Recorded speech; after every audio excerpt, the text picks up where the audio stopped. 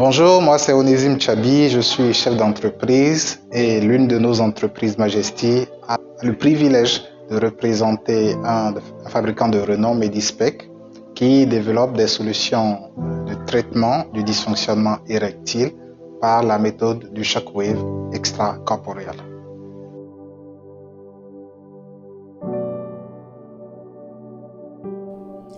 Le D1000, c'est ce dispositif médical mis au point par la société Medispec aux États-Unis dans le but d'apporter une réponse qualitative dans le traitement du dysfonctionnement érectile d'origine vasculaire.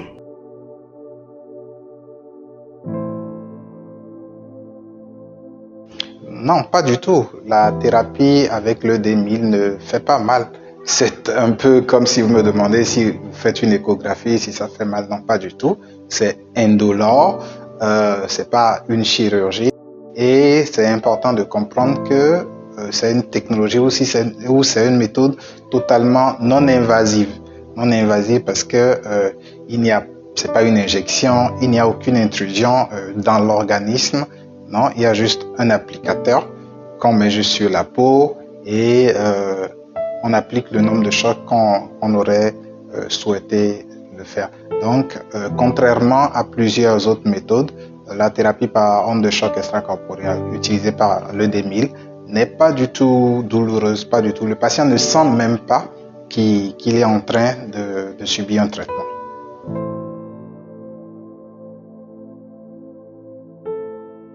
En matière du nombre de séances, c'est important de ne pas négliger le profil du patient. Mais en moyenne, il faut 12 séances. Un profil classique avec 12 séances, il peut déjà retrouver ses réflexes érectiles. Mais en parlant du profil du patient, c'est important de savoir, de faire un screening, de savoir est-ce qu'il est diabétique, est-ce qu'il souffre d'une maladie cardiovasculaire, est-ce qu'il souffre d'une maladie chronique, est-ce que ceci, est-ce que cela. Donc en fait, le nombre de traitements pourrait varier d'un patient à un autre, mais une moyenne, on peut déjà définir 12 séances par patient.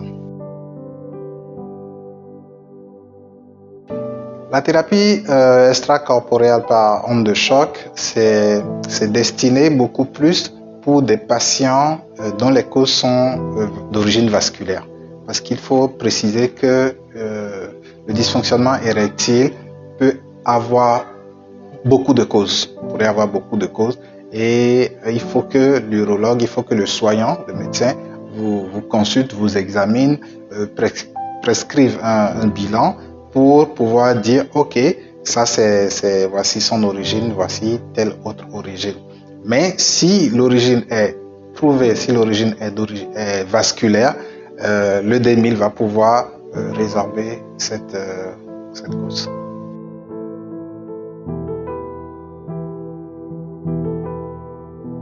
Est-ce que les femmes souffrent de dysfonctionnement érectile? Non, les femmes ne souffrent pas de dysfonctionnement érectile. Par contre, elles aussi pourraient manifester beaucoup d'autres troubles liés à leur libido. Et heureusement, il existe encore des protocoles de traitement à base de l'onde de choc extracorporelle pour régler ces différents types de problèmes au niveau des femmes. La maladie étant commune à tous les humains, une pathologie qui affecte un homme pourrait d'une manière ou d'une autre affecter une femme. Donc les femmes n'ayant pas d'érection, elles n'ont pas de dysfonctionnement érectile. Par contre, comme je le dis, elles pourraient avoir des troubles de libido. Je ne vais pas rentrer dans les détails, mais oui, les femmes pourraient avoir des problèmes de libido. Est-ce que ça peut être contrôlé ou corrigé? La réponse est oui, ça peut être contrôlé et également corrigé.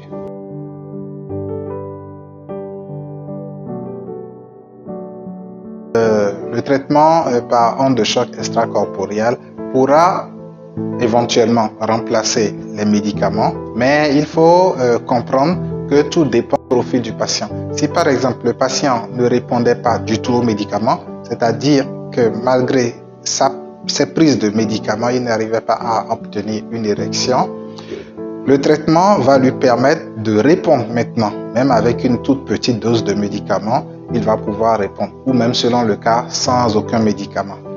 Si le patient répondait aux médicaments, de toute évidence, il finira par laisser les médicaments parce que le réflexe érectile va pouvoir se mettre systématiquement en place. Sinon, de toute évidence, c'est quand même douloureux de devoir prendre des médicaments et attendre pour le sexe. C'est en fait pour éviter des situations comme ça que le traitement par onde de choc extracorporelle, notamment celui de l'ED1000, est vivement recommandé.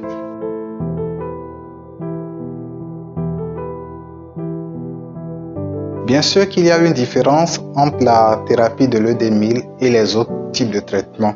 Quels sont les autres types de traitements qui existent? Il y a les traitements médicamenteux, comme je l'ai déjà évoqué, qui s'attaquent aux symptômes. Il y a également la chirurgie, où on peut installer soit une pompe, des implants, des trucs comme ça, pour pouvoir régler toujours le problème du dysfonctionnement érectile. Mais dans toutes ces solutions, on n'arrive pas à réimplanter ou réinstaller ou permettre aux patients de reconquérir le réflexe érectile. Donc du coup, le traitement par onde de choc va permettre de remettre en place le réflexe érectile en rétablissant la néovascularisation au niveau de la zone pénienne. Maintenant, il faut noter que l'avantage de ce type de traitement, c'est qu'il est non invasif, comme je l'ai dit, il n'entre pas dans l'organisme en fait. C'est pas un médicament, c'est pas une chirurgie, il est non invasif. Deuxièmement, il n'est pas douloureux, pas du tout douloureux. Troisièmement, vous ne prenez pas de médicaments. Quatrièmement, c'est pas une chirurgie, vous voyez, et en plus les effets peuvent durer sur le long terme. Donc, en un mot, la méthode de traitement par l'ED1000 n'est pas la même chose que les autres méthodes dont je viens de parler ou celles que vous connaissez précédemment.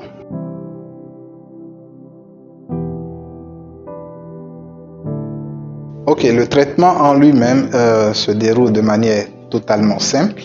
Il suffit juste de disposer de l'équipement, de la machine.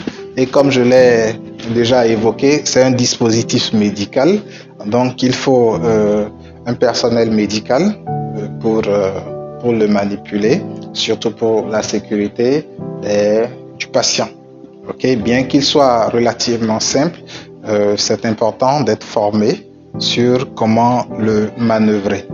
Et ce que j'ai en main, ça c'est l'applicateur. Et c'est important de dire qu'avec cette même machine, on peut traiter plusieurs types de pathologies. On peut traiter différents types de pathologies. Par exemple, certaines pathologies liées à la prostate, on peut les régler. Des pathologies d'orthopédie, par exemple, on peut les régler. Tout dépend du type d'applicateur. Avec la même machine, il suffira juste de changer l'applicateur et déjà le protocole va changer et le type de traitement va changer. Donc l'applicateur que j'ai en main, c'est l'applicateur du DE, du dysfonctionnement érectile. Et là, il est déjà apprêté, sinon il n'arrive pas comme ça, il faudrait l'apprêter. L'applicateur est déjà apprêté. Et le soignant aura juste à définir par exemple le nombre de chocs qu'il faut. Dans le cas du DE, il faudra 300 chocs par zone. Donc là, j'entre 300 chocs à 5 zones différentes du pénis. Et tac, je mets en marche ma machine. Donc une fois que je mets en marche ma machine, je vais appliquer sur la zone que je veux traiter un gel de couplage. Un gel de couplage, c'est juste un gel comme celui qui est utilisé dans le cadre d'une échographie normale. Et ensuite, je mets l'applicateur sur la zone que je veux traiter. Je suppose que ça c'est le pénis.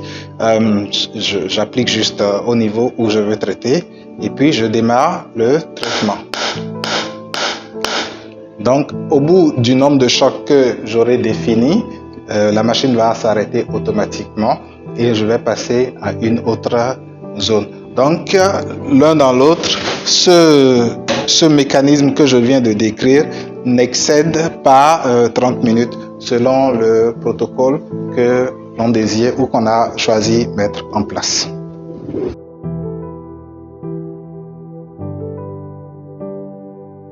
Oui, c'est vrai que beaucoup de personnes, beaucoup d'hommes manifestent une certaine honte, une certaine gêne quand il s'agit de parler du dysfonctionnement érectile. Mais je pense que ça ne devrait pas être le cas.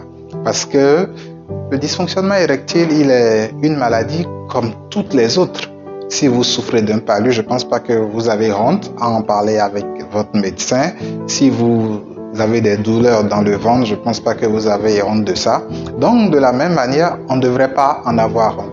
Mais malheureusement, c'est beaucoup plus les femmes qui mettent les hommes en difficulté parce que les hommes se disent, eh bien, ça c'est un élément objectif de masculinité. Quand je vais faire ceci, la femme pourrait. Non, mais je vais exhorter les femmes au contraire à accompagner les hommes dans cette situation. Parce que le monsieur, il a déjà une difficulté psychologique à gérer cette situation, à vivre cela. Et quand il va avoir l'accompagnement de sa compagne, excusez la tautologie, il va pouvoir s'en sortir facilement. On ne devrait pas avoir honte de souffrir de dysfonctionnement érectile. Le dysfonctionnement érectile, il peut venir à tout moment. Surtout que ses causes sont énormes ou je vais dire multiples. Donc en fait, un patient aujourd'hui qui souffre pas de dysfonctionnement érectile, demain ou le mois prochain, il peut se retrouver en difficulté d'érection. Et là, est-ce qu'il devrait en avoir honte? Je ne pense pas. Est-ce qu'il devrait dire, oh ben, j'ai entendu parler de ce traitement, mais non, je préfère garder comme ça, je préfère aller prendre des tisanes, machin truc. Oui, tu vas prendre des tisanes, certes, mais peut-être dans 2 ans, dans 5 ans, c'est les services de, je sais pas quoi, de chez l'urologue qui vont te recevoir pour devoir traiter ton rein. Et peut-être tu vas descendre, tu vas atterrir en service de dialyse et bonjour les dégâts. Et puis bientôt, on va nous informer que bon, tu as vécu quoi.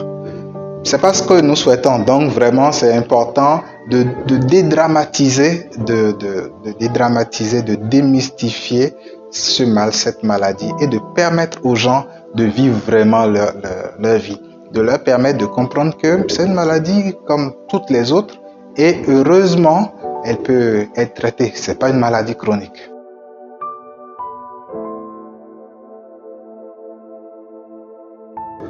Actuellement, il existe sur le territoire béninois plusieurs machines qui permettent aux patients d'accéder à ce type de traitement.